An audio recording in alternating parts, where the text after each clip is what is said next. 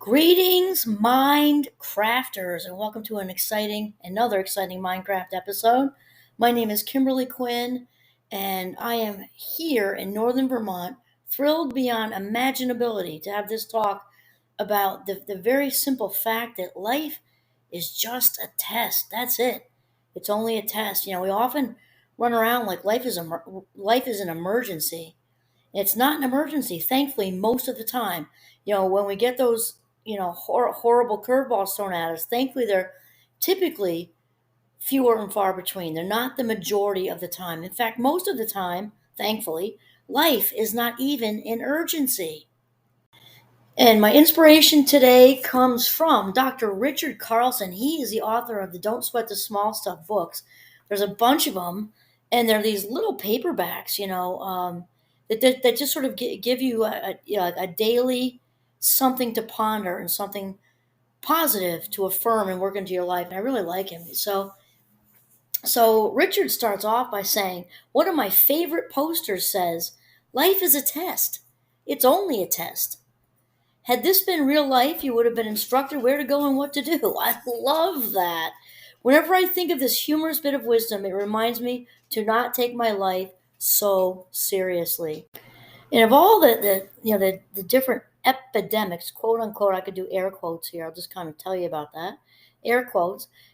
Epidemics in the country. We've got loneliness is definitely an epidemic. It's right up there in the United States anyway, listed with smoking and heart disease as a leading cause of death. So that's what I'm not saying that lightly, just being all touchy feely and lightly. It's actually though that's a true statement right there. And also, I think, and this one is coming from me, but I think over seriousness, if it's not an epidemic, it's certainly whatever's right below that, because I think we have a tendency to get very caught up in our heads.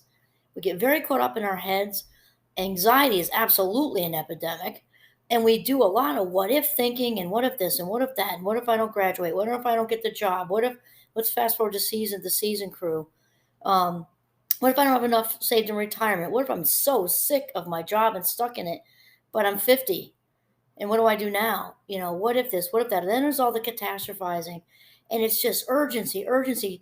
So the brain, remember, doesn't know the difference between what we create as an urgency or emergency and what's an actual urgency or emergency. And so when we do this constant overthinking and dissecting of our lives and ruminating over the woulda, coulda, shouldas and all of that, the brain is in DEFCON 4 mode. And this also takes in the bigger picture takes a huge toll on the body as well. So Richard continues, he says, when you look at life and its many challenges as a test or series of tests, you begin to see each issue you face as an opportunity to grow, a chance to roll with the punches.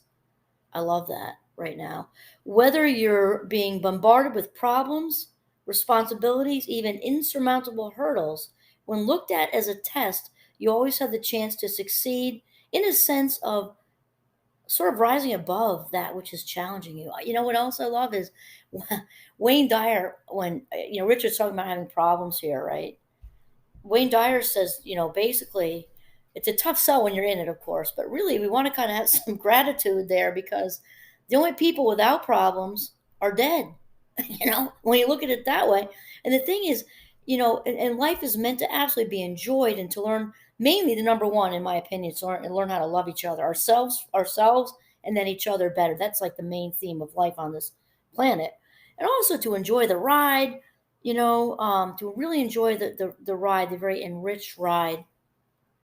And that said, obviously we want to just focus on all these wonderful and rich life experiences, and and invite as much joy as possible and depth, spiritual depth into our lives, and to realize that without sucker punches, as we might want to call them, or without life's curveballs, there would be no growth, really. It's like super Buddhist, the Buddhists, and I'm not saying I'm in this place where I'm inviting it, but the Buddhists actually invite the contrast, because that is how spiritual growth happens. And lots of people talk about contrast. Most recently, I've been listen to lots of people, but it's sort of making me think of Abraham Hicks right now, because she talks about what we would call the contrast. So let's say it's on a light level. You got, a couple of people at work who just aren't the healthiest. Maybe they've got some narcissistic tendencies. Maybe they're, just looking out for themselves, and maybe even manipulating and sabotaging and everything. And this contrast is there, and we're like, what, WTF? I'm a good vibe. I'm just trying to work with everybody. What is up with this? When we shift out of that place with the contrast, like, what is this contrast doing here? Why is it in my life? Well, we're going to have contrast in our lives. It doesn't give those people a pass. It doesn't give the snarkies a pass. It doesn't give people a pass for the petty behavior. It definitely doesn't give anybody passes through doing anything on a huge level either. We're not saying that. Though here's the thing, and listening to Abraham Hicks and also Wayne Dyer and definitely Oprah and the great thinkers, is it helps me a lot when I remember that life doesn't happen to us, it happens for us. It really helps me to shift out of it, because it's easy when that contrast presents itself, when the life tests or quizzes present themselves, that this is an opportunity for me to grow. And I realize that is a super tough sell when you're in it. However, when we look back, the dots do connect. It all unfolded the way it was meant to. The hard times, we often have memories of the coming together with, support and everything. Like, even a funeral, as horrible as funerals are, and some are worse than others. Obviously, losing a child is not the same thing as losing an 80-year-old who had a full life. We can't even put that in the same, place. But think of, like, let's just go with the 80-year-old. So 80-year-old, it's a funeral, and they had a full life and everything, and it's sad to lose that grandparent, or maybe that's a great grandparent, or maybe that's a parent for you, or maybe it's a partner, right?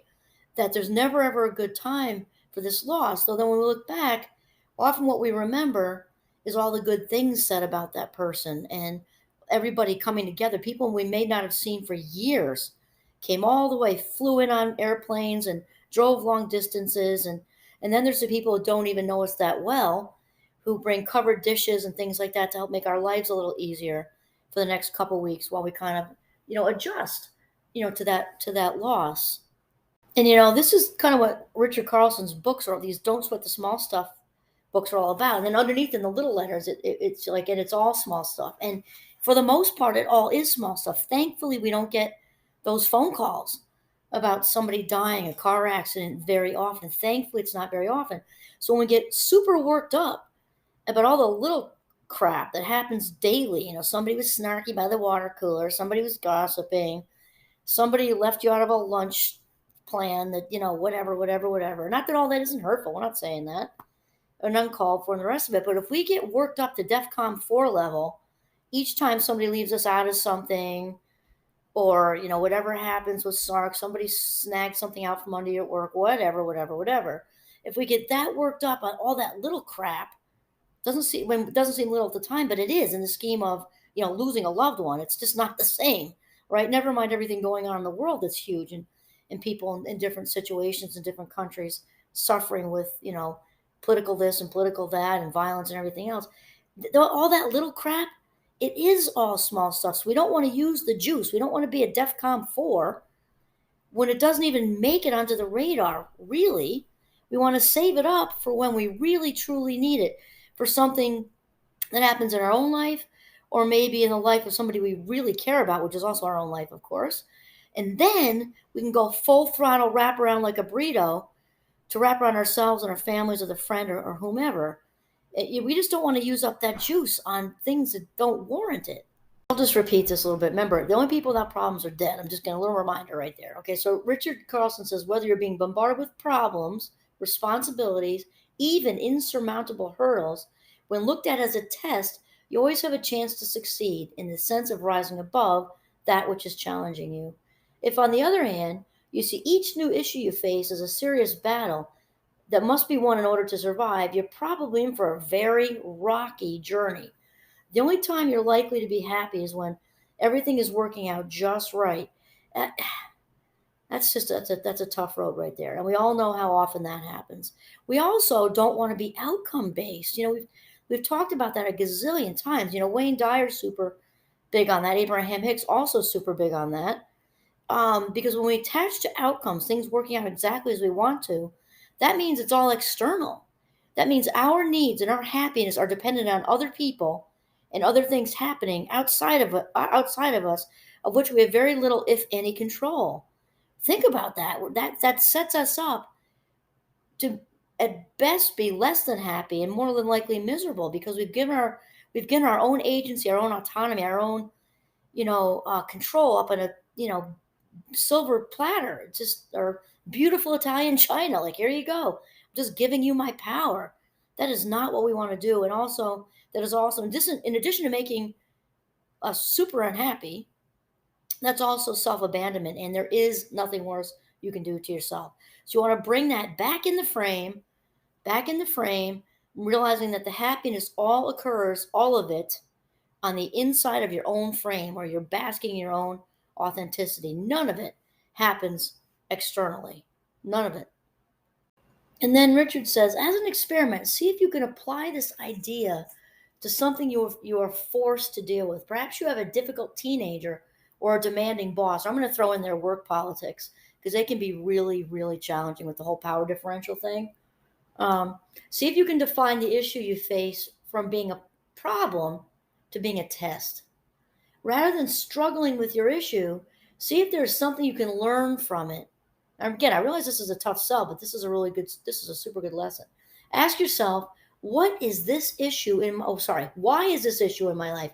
Why is this issue in my life? What could it mean? And what would be involved to rise above it? Could I possibly look at this issue any differently? Can I see it as a test of some kind?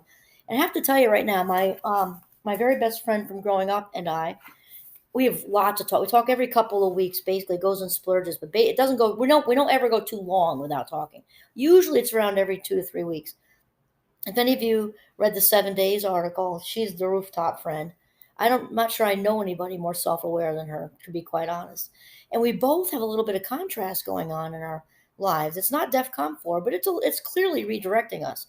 And we kind of both at the same time, entirely different contexts.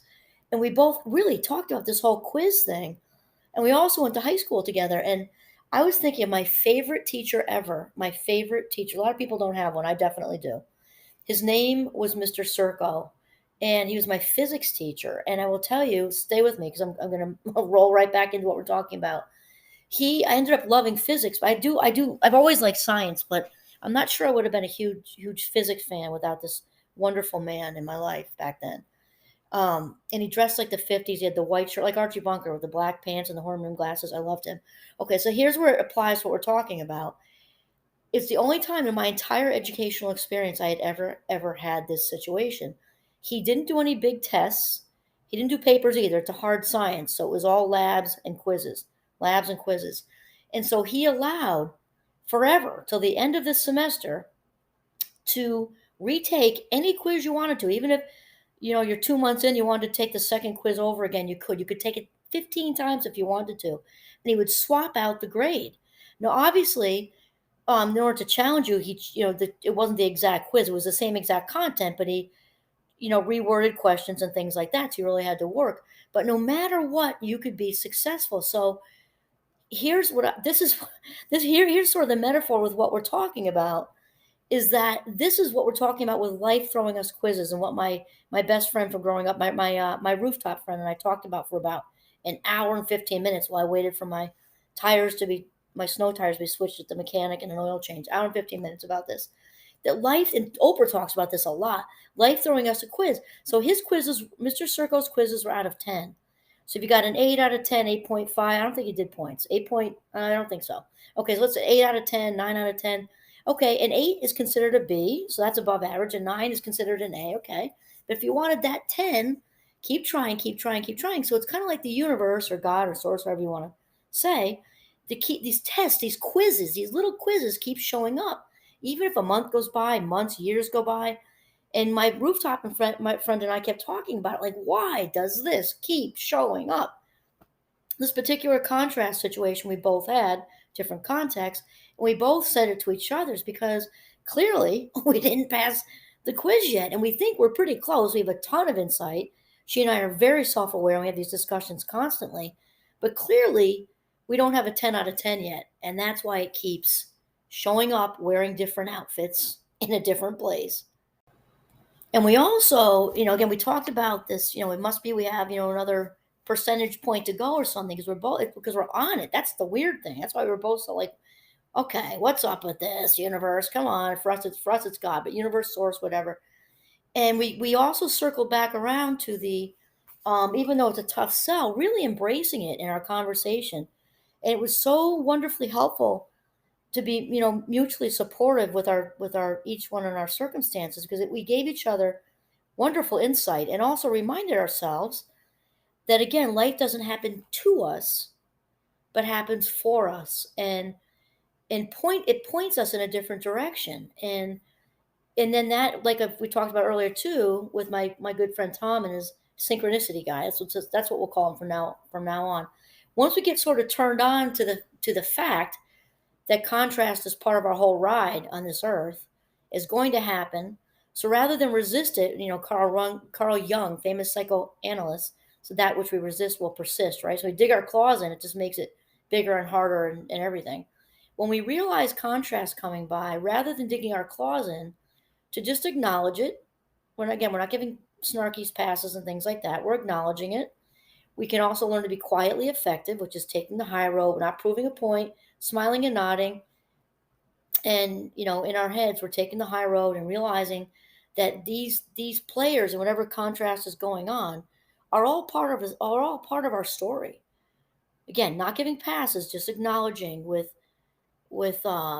just openness and acceptance of contrast. Again, not accepting horrible behavior, just accepting that this contrast is pointing us another direction and that it will always work out in our best interest in the end. In the end, the dots do connect.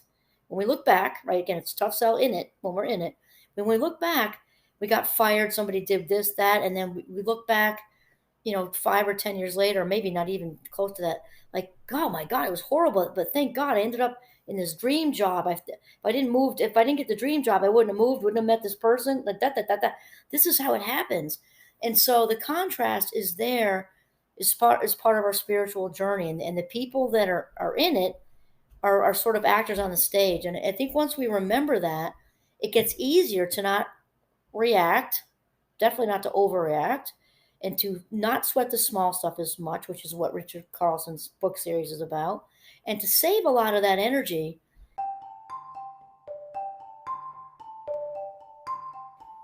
for when there really is a huge curveball, because that's what we really want to do. Life is a series of quizzes. That's it. And it's just not only is it not an emergency, it's not even an urgency most of the time, thankfully. Okay, this is Kimberly Quinn signing off from the beautiful northern Vermont. Have a mindful day.